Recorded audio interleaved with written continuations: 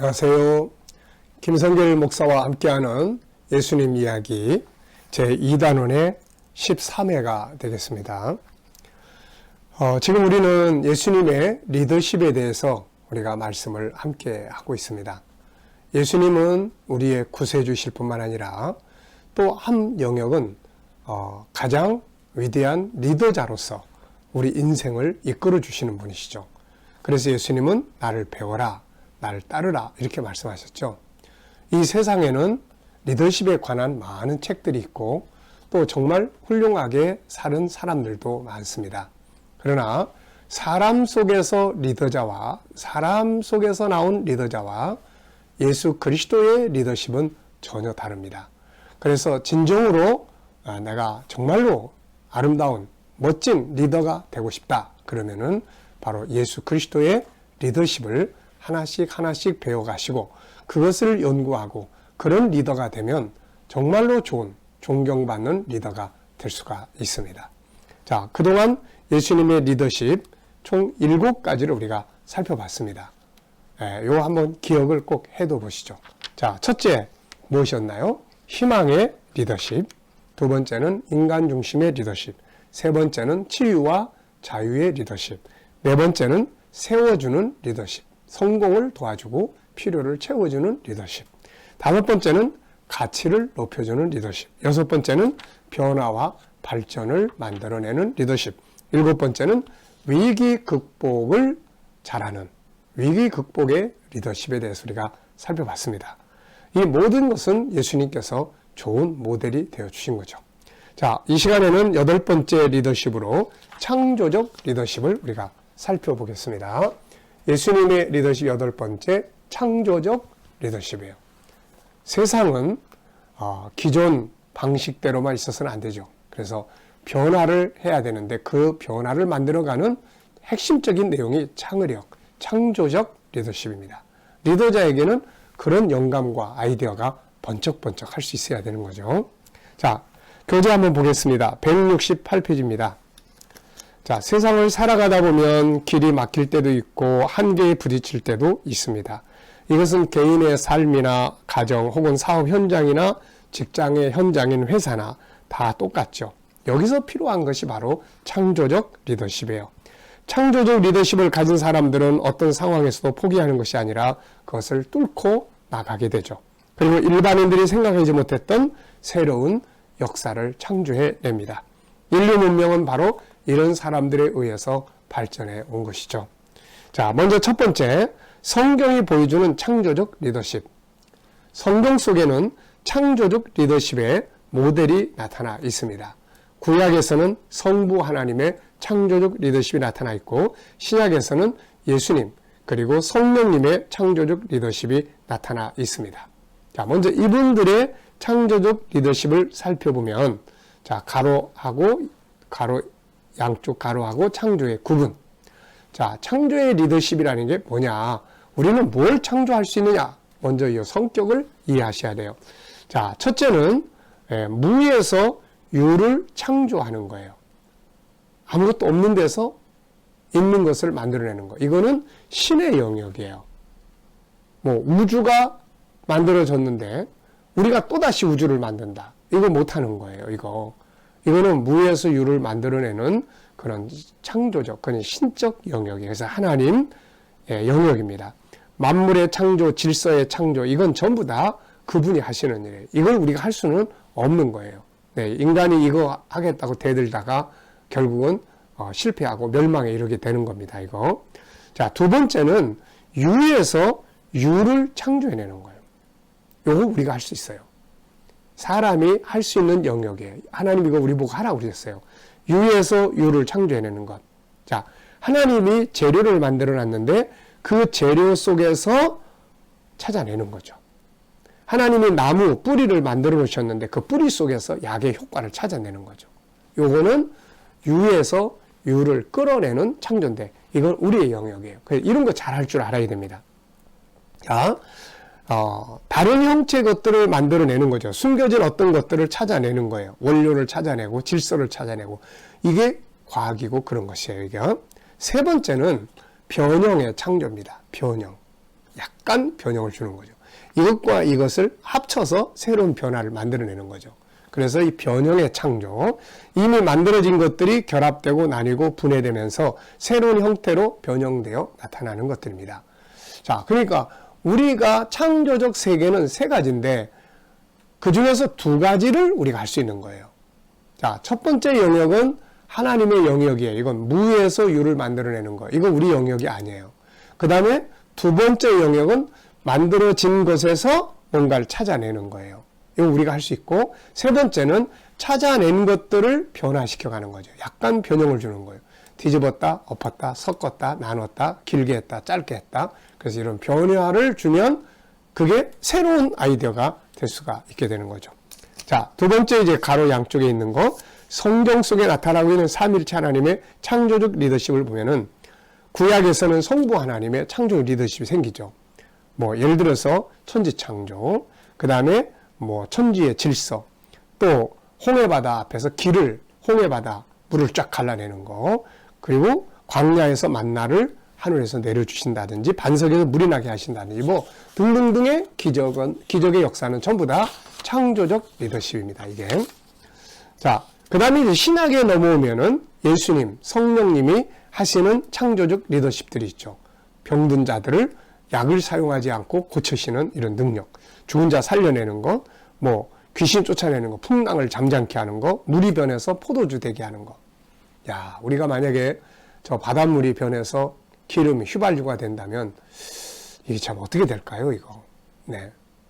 이 공중에 날아다니는 수많은 그런 거 먼지들을 변화시켜가지고 비행기가 사용할 수 있는 기름, 그런 에너지로 막 바꿀 수 있다면은 이게 참 얼마나 엄청날까요? 네. 자, 이런 것들이에요. 그래서 예수님, 하나님이 이렇게 창조적으로 딱 길이 맞게 먹을 것이 없어. 그럼 만들어내버리는 거죠. 네. 오병이의 기적이다. 그런 거 아닙니까, 이게? 자, 그렇다면 이제 우리는 어떤 일들을 우리가 할 수 있습니까? 자, 그래서 170페이지 보면 가로 하나 해놓고 우리가 가져야 할 창조적 리더십이 있습니다. 그리고 양쪽 가로. 우리가 할 수 있는 창조적 리더십은 뭔가? 우리가 할 수 있는 창조적 리더십. 분명한 거는 리더는 창조적 리더십이 필요해요. 맨날 고정관념 그대로 기계처럼 이거 안 된다고요, 이거. 새로운 변화를 만들어내고 뭔가를 끌어낼 수 있는 창의력적이고 창조적인 거예요. 그래서 여기 있는 것처럼 우리가 할 수 있는 창조적 리더십에는 여기 보면은 무에서 유의 창조, 이건 우리 영역이 아니라고 그랬죠. 그 다음에 유에서 유의 창조, 숨겨진 원료를 찾아내는 거예요. 땅속 기름을 찾아 사용하거나 만들어진 창조의 질서를 찾아서 활용하거나 자기 개발 뭐 이런 것들 네트워크 사용하거나 구글, 페이스북 전부 다 이거는 자연의 질서를 활용하는 과학적 도구들이죠. 그 다음에 변형의 창조예요. 이미 만들어서 사용하는 것들을 결합하고 분해하고 또 모양을 바꾸고 역할을 바꾸고 순서를 바꾸면서 새로운 형태의 내용들을 만들어내요. 이것을 우리는 할 수가 있습니다. 그래서 상황 변화의 창조, 또 관계의 변화의 창조, 문제 해결의 창조, 네트워크의 변화, 제품에 대한 새로운 형태의 변화, 가치의 변화 등등등 이런 것들은 우리가 다 창조할 수 있는 내용들이에요. 기존의 인간관계의 방식, 이거 문제가 많다. 어떤 방식이 더 효과적인가? 그래서 새로운 방식을 만들어내는 거예요. 거래하는 방법, 또 세계 속에서 우리가 네트워크를 형성하잖아요. 요즘 플랫폼이 아주 대세를 이루고 있지 않습니까? 그래서 운영하는 방법, 네, 만들어진 기계들을 응용하는 방법, 인터넷을 세 개로 다 하나로 묶었더니 하나로 묶어진 플랫폼들을 만들어서 그 위에 물건 만든 사람들이 물건을 다 올려놓고 자, 내가 이 라인을 통해서 홍보해 줄 테니까 물건 올려놔. 예, 이런 네트워크가 지금은 굉장히 많이 발전하고 이걸 통한 수익 창출이 엄청 부가가치가 커지고 있는 거죠. 그래서 새로운 형태의 창조적 아이디어 딱 보는 순간 저걸 어디다 사용할까? 저것과 이거 합치면 뭐가 나올까? 이런 것들이 바로 우리가 할 수 있는 창조적 리더십입니다. 자, 두 번째 보면은 창조적 리더십을 가진 사람들이 굉장히 많죠. 뭐 에디슨, 아인슈타인 같은 과학자들, 뭐 소크라테스나 플라톤 같은 철학자 이런 사람들은 생각의 창조죠. 뭐 파스칼이나 칼막스 같은 수학자들, 사상가들, 정치, 경제, 각종 제품 개발, 네트워크의 개발, 자기 개발, 심리학, 의학, 예술, 문학 등 수많은 분야의 창조적 리더들이 있습니다. 네. 자, 약간 변형시키는 창조, 결합하고 나누는 창조, 또 원리를 끌어내는 창조. 이거 우리 할 수 있는 거거든요. 네. 그 다음에 세 번째는 창조적 리더십을 위해서 필요한 것들이 있습니다. 자, 창조적 리더십을 여러분들이 활용하고 만들고 싶으면, 그런 리더가 되고 싶으면 이대로 해보세요. 우선 첫째는 하나님과 하나 돼야 돼요. 왜 하나님과 하나가 돼야 되냐면은 에디슨이 그런 이야기 했잖아요. 천재는 99%의 노력이 있고 그 다음에 1%의 영감이 있는 거예요. 영감은 하늘로부터 오는 거거든요. 영감은. 그래서 하나님과 하나 되어질 때 인간이 생각해낼 수 없는 번쩍이는 아이디어가 탁 떠오르는 거예요. 이거. 그래서 하나님이 주시는 영감과 우리의 경험 이런 것들이 합체될 때 아주 놀라운 창의력이 발산이 되는 겁니다. 그래서 하나님 앞에 기도하는 시간, 묵상하는 시간 이런 것들을 좀 많이 갖는 것이 필요합니다. 자, 그 다음에 두 번째는 172페이지 우리 안에 있는 5가지 성품을 잘 이해하고 개발을 해야 돼요. 우리 안에 있는 5가지 성품은 그냥 성품이 아니에요. 유일성, 인격성, 거룩성, 사랑성, 영어성 이거는 그냥 성품이 아니고 세상을 다스리는 능력이에요. 그래서 이 안에 5가지 성품 안에 이 세상을 다스릴 수 있는 모든 능력이 다 잠재해 있다고요. 이거 다 잠재해 있다고. 이거를 끌어내는 것, 자기 개발이라고 이야기를 하죠. 우리는 하나님의 성품, 형상, 회복이라고 이야기를 하고 세상에 이걸 자기 개발이라고 이야기를 합니다.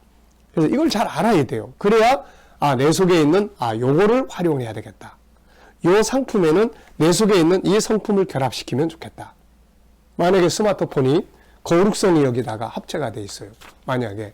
그래서 이걸 계속 보면 볼수록 사람의 마음이 거룩해진다면 이거 얼마나 좋겠습니까? 앞으로 갈수록 인간은 자꾸 인공지능인데 그런 것들을 인간의 감성을 기계 문명에다가 접목시켜 보고 싶은 거예요. 이거. 그래서 5가지 성품을 만약에 제가 스마트폰 제작자라면은 저는 이 속에 5가지 성품을 내장시키고 싶어요.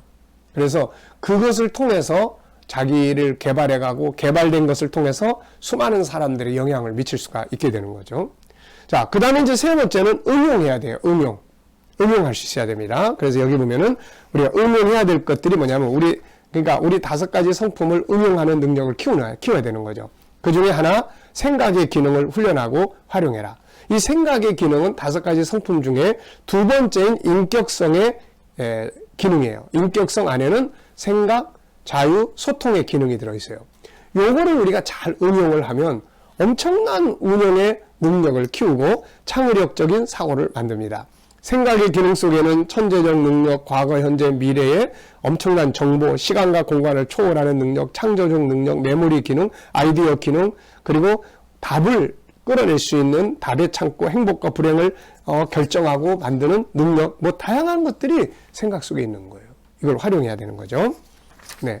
뭐 빌 게이츠 이야기, 그 다음에 IBM의 이야기, 그 다음에 스티브 잡스 이야기 다 이 사람들을 여기 소개한 거는 이들이 다 생각을 활용해서 했다는 거죠. 생각.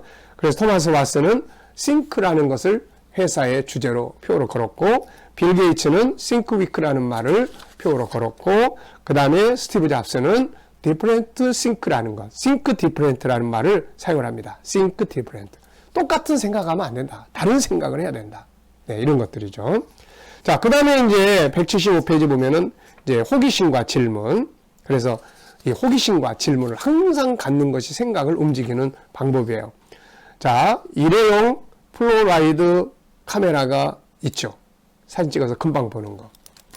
어떤 아이의 호기심 질문 하나 때문에 이게 나온 거예요. 1943년 에드윈 랜드는 어린 딸의 손을 잡고 해변을 거닐며 사진을 찍기 시작을 했어요.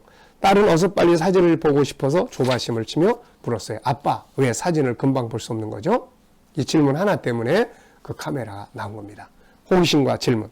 그 다음에 보면은 수많은 정보 활용, 또 합체라는 거는 합치는 거예요. 보이지 않는 영역과 보이는 영역의 합체, 또 이미 만들어진 것들 A와 B의 합체, 여기다 C의 합체, 이런 것들이에요. 요즘에 그래서 융합이라는 말을 많이 씁니다. 다양한 현장의 만남, 세밀한 분석력과 상상력, 도전과 실패의 경험. 장점 찾기와 프로화시키기, 공익적 가치와 하나님의 영광.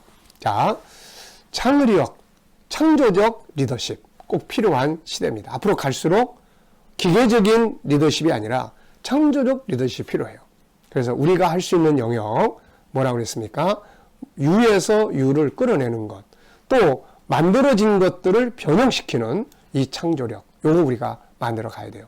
그래서 그걸 활용하기 위해서 하나님과 하나 되고, 또 무엇보다도 우리 안에 있는 5가지 성품들을 잘 활용할 수 있는 이런 능력, 그 중에서도 생각의 능력을 활용할 수 있는 이런 것들이 이루어지면 창조적 능력을 발휘할 수가 있습니다. 생각하는 기능이나 이런 부분들에 대해서는 우리 G7에서 생각에 관한 책만 2권이 있기 때문에 또 함께 읽어서 보시고 나눠볼 수 있기를 바랍니다. 자, 결론적으로 보면은 어느 시대나 리더는 창조적이어야 한다. 특히 이 시대는 더욱 그렇다. 현대는 모든 곳에서 창조적 리더십을 필요로 합니다.